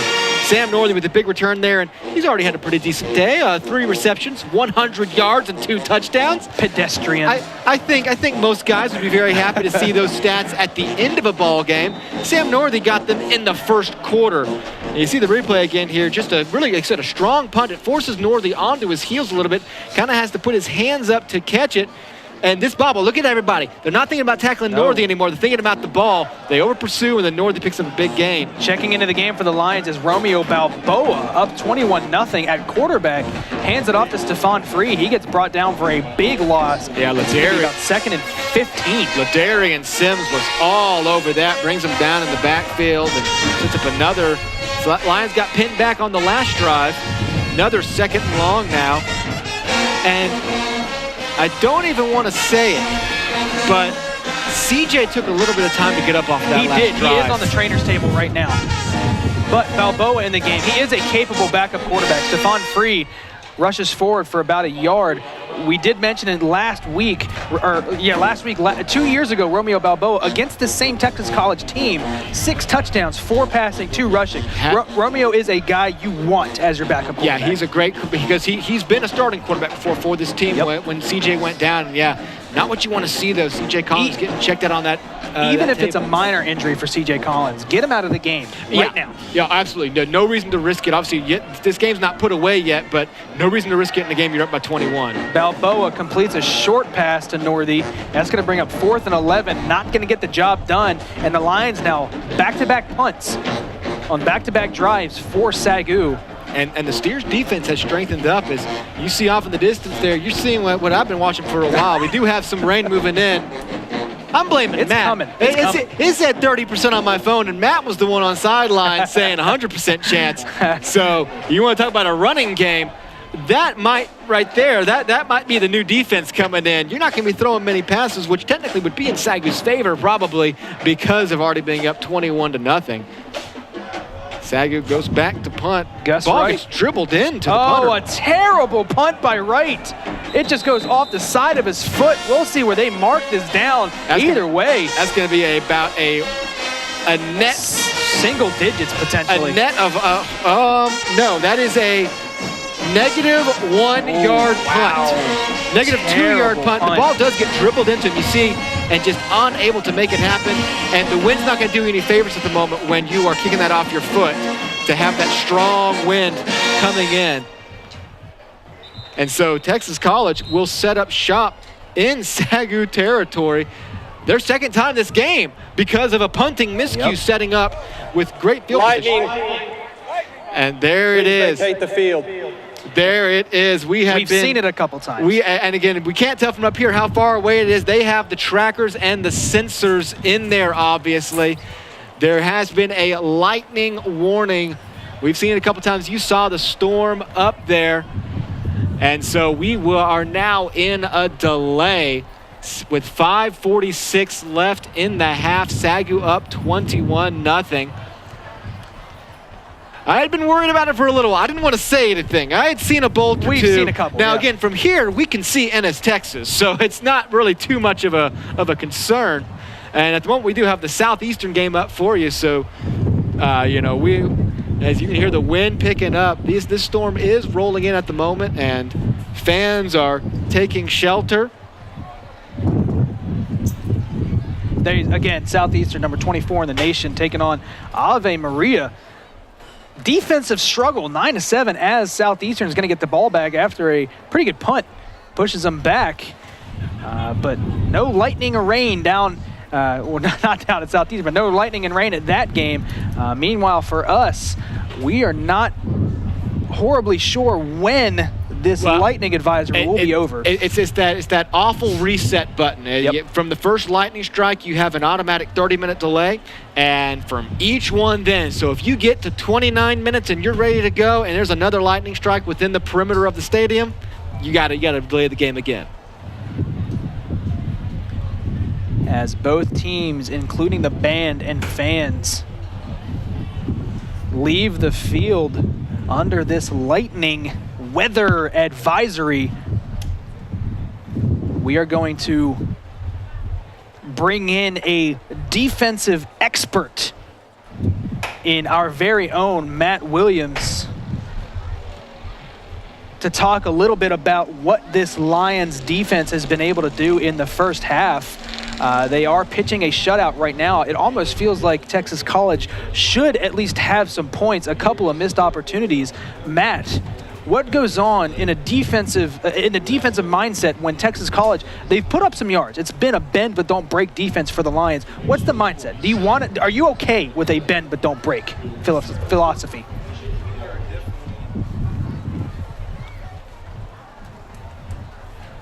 Because the Lions, like I said, the Lions have given up a lot of yards on the ground, both from the quarterback position and the running back position. They've been able to move down the field a good amount of plays in SAGU territory. But that the philosophy of bend but don't break, are you okay with that? As a former defender, Matt, now that we have you, are you okay with that philosophy?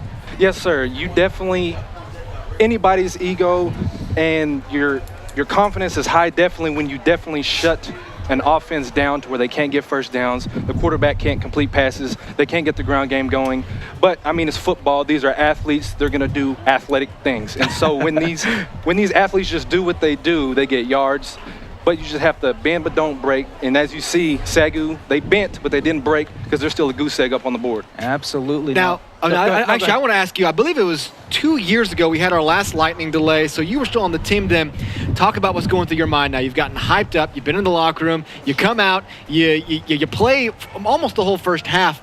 How does that affect the way the rest of the game goes? What's going on in that locker room right now, especially seeing as you've got to come back, you're not coming back after a half, you're coming back for a 5 minutes eventually here at some point. Yes, it's definitely frustrating, especially for an older guy like me. I feel like my bones break when I get out of bed. But the biggest thing is definitely you have to refocus, get your mind right, because you're gonna have to come out, you're gonna have to re-warm up, and just like you said, it's not even like coming out at halftime.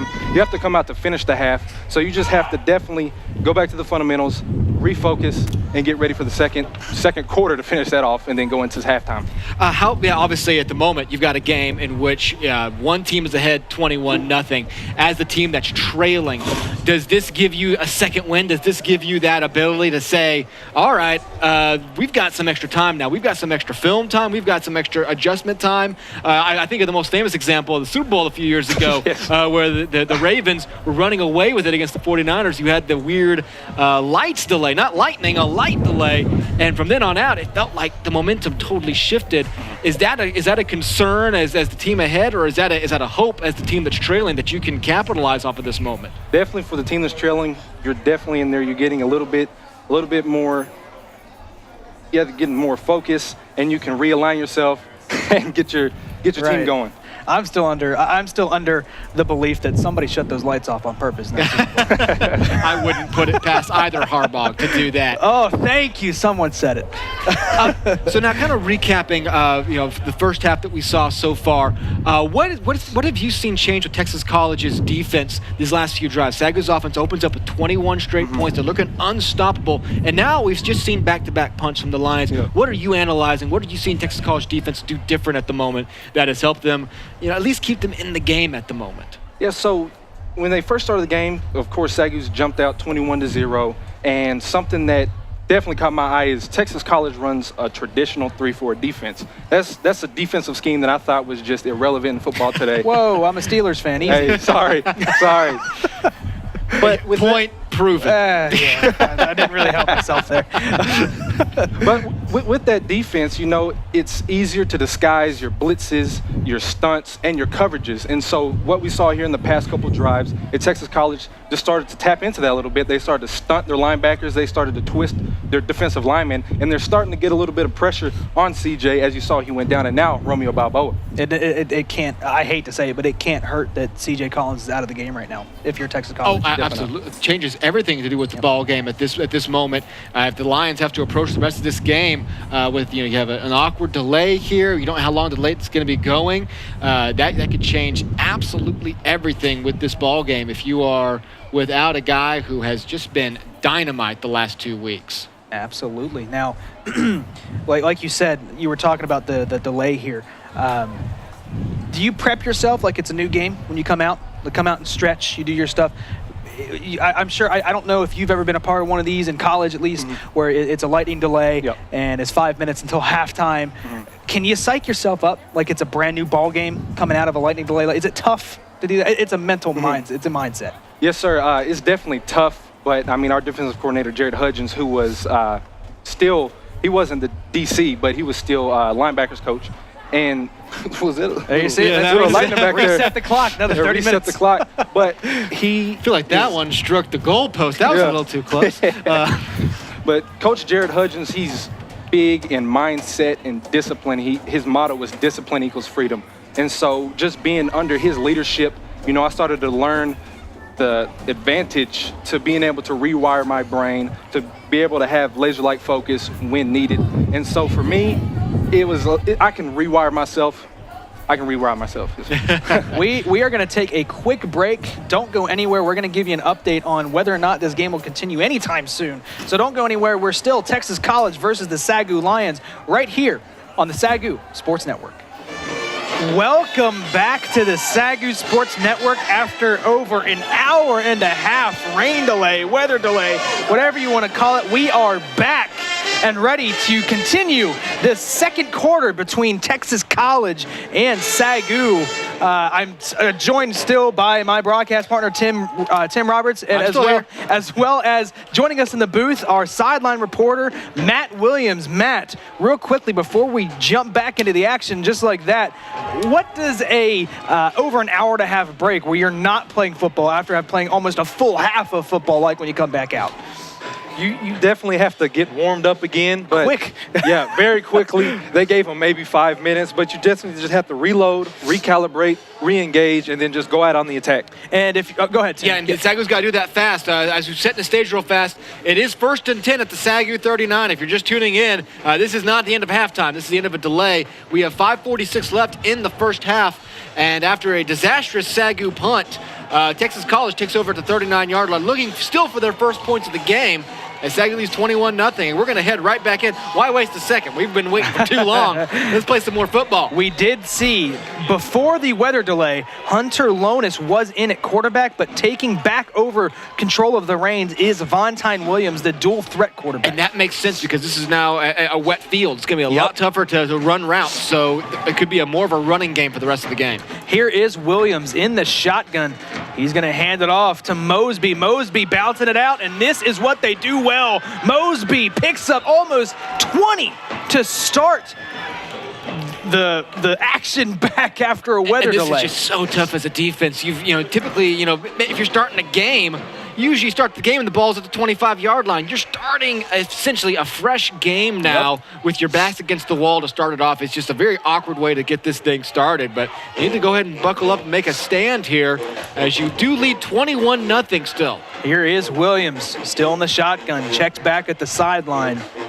He's going to make a couple of changes here. Still has Mosby in the backfield, the big running back. They hand it off to him again. Here's Mosby up the middle. He's going to pick up about, call it 4, maybe 5. And this is what was working for them on their 2 drives they took into the SAGU red zone, just pounding the ball, getting downfield, picking up yards here and there. Yeah, and a gain of 4 to set up a 2nd and 6 now, just doing what they need to do. The last 2 times they got down here, had a 4th down conversion that failed and a missed field goal, so yet to convert any points. But they can't have that happen again at this point. You got to come out of this long break and get some points. Here's the toss play to Mosby. Mosby's going to drag a couple with them for about 3 yards. Going to bring up 3rd and short here. And it's been all running plays since we've come back, and that's not surprising when you have Vontine Williams in there. Like I said, you got a different field, the whole different ball game, and you're going against a defense that's trying to shake rust out. It's just awful after you work your body up to that, sitting in a locker room for an hour and a half. So go ahead and take the ball right at them. Again, 4 minutes left in the second quarter, so we're about to break for halftime. Williams keeps it around the right side. He's got a lot of room to run. Can he get in the end zone? Williams tries to truck a defender, and a collision between Williams and Christian Cross, and he's down at the 2. And another 3rd down conversion. They were doing a good job of that early on. They were unable to convert the ones that really mattered, but they converted another big one there, and they set up now 1st and goal. Here is Williams. Williams mishandles the snap. It's anybody's ball, but Williams is going to fall on it. Looked like Marco Matthews had a good shot at it. And the ball just never got in Williams' hands. That's just a bad snap the whole way. Might be wet. It might be a wet ball. Actually, I'm sorry, I'm wrong. It did tip off of his fingers, so could have been a huge disaster. Instead, sort of mitigated, but you do lose 10 yards on 1st down, setting up 2nd and goal from the 12. Here is Williams with Mosby in the backfield with him in the shotgun. 2nd and 12 now, 2nd and goal rather, from the 12. Here's Williams rolling out to his left. He's going to loft it towards the end zone, looking for his guy out of the backfield. He's not going to find him. It looks looking like for Treston Jones, the linebacker. Treston Jones, yeah, he's listed as a linebacker. I believe we saw him out here earlier in more of a fullback position. 2-way player. And, this is one of those that maybe if you're not throwing to a linebacker, he can get underneath and go into the end zone, but that's not going to happen, overthrowing a linebacker. Probably not going to get quite that hustle you need to catch up with the ball. It was a well-designed play. We've seen now 2 plays that they had open receivers in the end zone they were unable to hit, and it brings up a 3rd and long now, 3rd and goal from the 12. Here is Williams back to pass. A lot of guys in his face, but he's going to step up and take off. He's got the edge. Landon Jones there, but he's going to get in the end zone for a touchdown. And the Steers, they are on the board, making it a 21-6 ball game, depending on what they decide to go with here for the extra point. And that is exactly what they had to do coming out of this long, long break with good field position. They get down there, and another big 3rd down conversion. Vontae Williams doing it with his legs. He's been doing it all game, and he finally just takes control and goes into the end zone. So they break their goose egg. Their 3rd trip inside the red zone finally results in some points. And the extra point is up, and it is good off the foot of Marquise Desmond, who missed a field goal earlier. But that's going to make it a 14-point ball game, 21-7. And Tim, you get the feeling this one's not over. SAGU dominates that first half, or the first quarter rather, and now it just feels like a brand new ball game. SAGU put up 20, even before the break, SAGU had put up 21 unanswered on the first 3 drives, and it made it look easy, like a knife through butter. Then their last 2 drives, they had to settle for punts, and the last punt set up disastrously, gave great field position to Texas College. So even before you had this awkward long break, you'd already felt the momentum shifting a little bit. Texas College had been down and had to kick a field goal that they missed. If they had converted that, they had converted a touchdown, this could be a 1-score game at the moment. So kind of a little bit of a pressure situation now for SAGU's offense after having not been on the field for close to 2 hours when you consider when they punted. It's now on them with 2:44 left in the half to try to put together something. He's kind of ebbed this rally that you're kind of feeling develop at the moment. On to kick are the Steers. Now, we did see C.J. Collins go down with an injury in the second quarter, rather. It feels like almost a second half game right now, but in that second quarter, we saw him go down with an injury, but it looks like that long weather delay has allowed him to maybe get his feet underneath him, and we may see him enter this game again. Oh, the pitch to Northey, and they're going the opposite way. Northey strips off a tackle. He's got the sideline. It's a foot race. Sam Northey, can he outrun everybody? He can! Sam Northey breaks the tackles and goes all the way for a SAGU touchdown on the reverse on the kick return. No flags on the field. That is going to stand. What a play. This is the best wide receiver in the NAIA. Every other receiver is brought down to 35-yard line. I have no idea how he got past this guy. You watch the replay here. Great design play. They're all blocking. They know exactly what's coming. You get this nice little pitch to Northey. He's going to go here. This should not happen. You see some players slipping on the wet grass. This play should not happen. I can't keep stressing this enough. Gets to the corner. Watch this speed. There is no way he should make that corner. He does. Sam Northey. He does. Now, Matt, let me ask you something. They had almost an hour. The offense, the team in general, had an hour and a half in the locker room. Did they draw that up during that weather break? Do you think? I think most definitely they had to have, because they're more of a old school type specialist unit. You don't see that from SAGU. You definitely don't see that, and I think they said, hey, we have a delay. They're not going to be expecting a freaking reverse on there. Just like that, it's a 21-point ball game again. That is such a huge swing. After Texas College had, forget about the long break, they had been putting together some big strides, and I just can't stress that enough. I thought for sure that's going to be a great return. He's going to get knocked out of bounds at the 40. I do not know how he was able to find that. It really was almost a third burst. He had already had 2 bursts on that run. Finding a third burst to get past on the 40. This man is unstoppable right now. His third touchdown of the day, 2 receiving in that first quarter, and now the kick return for a touchdown on what was just a beautifully drawn-up play by the SAGU special teams unit. Well blocked, but even with the blocking, that is the speed of Samuel Northey. TH's kick is going to be fielded at the 1, so the first chance here for Texas College. Breaks a couple of tackles, but then ultimately gets brought down just past the 30. They're going to call him at the 30 by Jamaria Evans. really the first time we've been able to see the athleticism of the return unit for the Steers, and they're dangerous. Yeah, first returnable kick of the game from TH. He's got a little bit of wind on him, and obviously you're kicking a wet ball, so it's a totally different situation. During the return, illegal block in the back. Return team number 15, 10-yard penalty from the spot of the foul. First down. And I didn't see a flag come out at all during the return. I didn't catch the flag, but it's going to erase what was a very good return up to the 30, and now Texas College is going to set up inside their own 10-yard line, and yeah, now. Correction. It is half the distance to the goal. And there now that's going to knock out a beautiful return by Evans and put them back at the 9-yard line. And Vontine Williams remains in at quarterback. 2:16 left. Williams fakes the run. He's going to roll out to his left. He's going deep, taking a shot downfield. Got a man, but he cannot haul it in. He had his man streaking across the field, and he couldn't find him. That was number 15, Chris Henry. He had a ton of time to throw. And we haven't seen Williams air it out at all in this game. He is going to throw this ball 55 yards and almost put it right where it needed to be, just a little bit outside of his receiver's outstretched arms. If that is a little bit more on target, that is a 91-yard touchdown pass. And you just opened up a new game with an electric start. Here's Williams, 2nd and 10 now from they're going to call it the 10-yard line. Williams checking the sideline, looking for some instruction.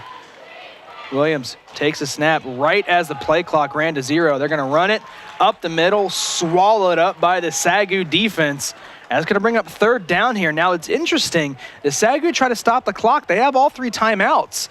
Do they want to try to get a possession back here? I mean, they're going to get it back, but would you like a little more time? Honestly, I would. Now, of course, the only caveat to that is that you are up 21. And Texas College has been excellent converting 3rd downs today. And that almost kind of puts you off your game because you've been so good at stopping it that once one of your biggest strengths kind of evaporates, you go, okay, what's going on here? So get the stop here. 3rd and 10. Here's Williams. He's going to roll out to his left. He's got a man pursuing him. He finds his man. Is that enough for a 1st down? It's going to be close. It's going to be, they were at the 9.5-yard line. It's going to be where they're spotted at the 29. At the moment, it looks like they're going to be just shy. They're going to call him down at the 19. Right at the 19, so they're going to be just shy. 4th and short here for the Steers. Interesting play call here. Yeah, and it looks like they're going to bring out the punting unit. At your own 19, I think you just let the clock roll down here, and oh man, I'm not sure. I'm not sure they got the best spot. Looking at the replay, it looked like he was closer to the 20. They have that ball on the inside of the 19-yard line. I don't think Texas College got the spot they earned on there. Blocked! It's blocked! SAGU's got the ball! And they're going to be down at the 6-yard line, recovered by Keandre Belcher. It looked like Marco Matthews was the first back there to get the block. And right into the gut of Keandre Belcher, he found the ball. What a break for the Lions. Here you're going to see it. See who gets the block here. Correction, not Keandre Belcher. We saw them get some pressure last week, and it just looks like they totally caught Texas College off guard. They probably expect them to just kind of drop back and accept the punt, try to get the field position at the 50. Instead, they bring it. They set up at the 6-yard line. Devontae Crownover was the one who got the block. Devontae Crownover. Now Collins going to the end zone for Dotson. Dotson, does he bring it in? He does. The Lions score again. C.J. Collins to Brian Dotson on the fade. And Dotson just goes up and brings it down. He is so well covered. This is just C.J. knowing his receiver, knowing he's going to turn back, get that ball. He is draped. He has a hand in his way, pulls it in. And Adam, I know this was an eternity ago, but I think I was saying something in pregame about 180 seconds. Yep. SAGU just took what was, after a long, long break, a lead had been cut down to 14. You're starting to wonder what's going on. Big play.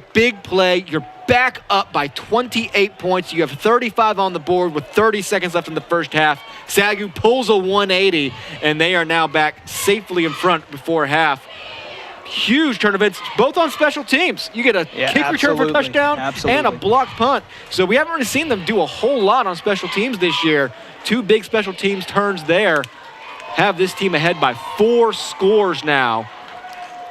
with half a minute remaining in a first half that started 2 hours and 52 minutes ago. Yep, absolutely. Now TH on to kick. 35-7. Like you said, a 28-point lead for the Lions. And just moments ago, we were talking about how the momentum had shifted, not just outside of the break, but before the break. Texas College have been shifting that momentum, and you get those breaks to go your way, and now you got to love where you are. It sure felt like Texas College came out of that weather delay like a different team and ran the ball down the throat of the Lions as TH's kick is going to be fielded at the 5 by Evans. Evans looking to cut it to the outside. He does. Evans gets the corner, tries to make a man miss, gets brought down at the 35. Another scary return at Texas College. They can do some damage back there. That's just good team pursuit by the Lions, because it was looking like for a moment there you only had one man left to beat. They just kept on pursuing across the field and wrap them up. That's big because there's not a ton of time left. Texas College only has one timeout remaining. You watch the replay here. He gets past that first guy, and right here it's looking really scary, but good team pursuit. That's number 87. Or 87 rather, yeah. Daniel Costa, a backup wide receiver, is able to come across, create enough of a delay that they're able to catch up with him. And then a flag comes out. We'll see what they call here. Looks like an illegal substitution. Substitution violation, 12 men in formation with the snap imminent. Defense, 5-yard penalty, first down. We saw that happen last week as well. Yeah, SAGU with a little bit of miscommunication right there after the kickoff, and gives 5 free yards. And those are 5 big yards because Texas College has an opportunity now to at least try to set up maybe a field goal opportunity. Well, we also saw Williams 55 yards in the air, and they're hovering around that territory right now. 59 yards to the end zone. Looks like they were trying to go with an option play. They're going to get it up just about 2 yards shy of the first down. They do have the timeout, and it looks like they are going to take it. They waited quite a while. They let a couple seconds off the clock. I was waiting for the whistle. And there it is. Final timeout of the half, Texas College. Number 2 can return to the game after losing his helmet since they took the timeout. Thank you, Mr. Official, letting us know. That's going to be about 9 seconds on the clock now, and we're just about right there, 56 yards to the end zone. Please put 14 seconds on the game clock. Okay, so they did get the timeout somewhat in time, and so that'll set up a chance for 2 plays. Texas Wesleyan with the lead over Langston. That is big out in Fort Worth right now. I wonder if they're catching a little bit of delay we caught potentially as well. Yeah. But as that game just in the second quarter, Texas Wesleyan with a 2-point lead at the moment, up on Langston. Grambling State running away from it. Oklahoma Panhandle State, not too much of a surprise there. OPSU trying to get their muscles in shape playing a top-tier opponent like Grambling State. Keep an eye on that Texas Wesleyan Langston game. If you're a SAGU fan, sort of need an upset there. We felt like one was we said pregame, we felt like an upset was coming. Yeah, and that would be a huge one. If you could hang a loss there, then maybe you're not even looking at a 3-way tie at the top of the division if you get another loss or 2. So definitely enough time now to run at least 2 plays. If you can get a quick out-of-bounds play, set up a better pass, maybe even set up a field goal opportunity. Here's Williams, a draw. They are going to get a first down, and then the speedy running back can't get out of bounds. He's flipped over on the outside. Clock stops on the first down, so they're going to have to set this up and clock it pretty quickly, and then it'll just be Hail Mary time. They gave it to Marquise Desmond, who does the kicking duties for the Steers. And I don't know if they're going to get this off in time. They're going to run a draw again. Here's Desmond. They get the playoff. Desmond just kind of has to weave his way through. Desmond going to the side, hurdles the defender, but ultimately gets brought down, and that's going to do it for the half. But, Tim, that's an exciting The end of the first half. Please put 15 minutes on the clock and start on my signal. So that we thought there was speculation of maybe a 10-minute halftime, but they are going to give them the full 15 minutes. And they're going to start it now. But look at this play by Desmond, the kicker / running back, hurdling the defender. But he gets tripped up right at the end. An exciting way to end that first half. But regardless, the Lions are taking a 28-point lead into halftime. A flurry of scoring in the last 5 minutes here. We're looking a live look in a Southeastern game, currently trailing 23-20. That's a number 24 ranked team in the nation. And honestly, if you're SAGU and you're looking to creep back into that top 25, that's not too bad to see. Not at all, You wouldn't mind yeah. seeing that go your way. But yeah, just a flurry of scoring here. It was 21-0 when we came out of an hour-and-a-half delay. And Span of 5 minutes. 21 35-7. points scored in the last 5 minutes of this half. And obviously for SAGU, 14 of those scored in a span of just about 2 minutes to push the lead to 35-7. And gotta like where you are. Your offense still hasn't touched the field yet. Now you're gonna have a 15-minute break. They touched the field for one play. Oh, on you're the right. fade to the You're end right. zone. Look back here at how we got here. That's there was daytime. sunshine. I remember when it was daytime. This was the first touchdown of the game, around a 55-yard touchdown pass from C.J. Collins to Sam Northey, who was having himself a ball game. And right here, this is the second touchdown pass from Collins to Northey. Another, just a nice little slant route inside. This was the touchdown you saw just moments ago. Just a great evasion there by Vontine Williams. This was a 3rd and goal from the 12, getting to the corner. That was their first points of the game. But then here, play of the game, maybe the play of the year so far. Just well drawn up. Everyone sets their spots. They block well. And Northey knows it. Honestly, Northey was maybe going upfield to block, and he gets called back. Has to shed a tackler there. And then there's just no way. There is no way he should make this corner. I mean, you've got number 14, Ronald Johnson, a DB coming at you. That guy with that angle should be able to get you. And then here's the block, punt, recovered by, it was Belcher who recovers it. Almost muscles for a touchdown. You know he wanted that touchdown. Oh, absolutely. You know he wanted to muscle in for a touchdown on that play, and that's how we are. Lastly, the fade touchdown to Bryant Dotson in the court of the end zone, and that's how we got to 35-7. SAGU rolling right now, but we are ready for the second half. About 12 and a half to go. Here you see the touchdown pass to Dotson, just to go up and get it, bring it down, strong hands, and again putting SAGU up by 28 points as we head to the second half. Don't go anywhere. Half number 2 coming your way between Texas College and the SAGU Lions right here on the SAGU Sports Network.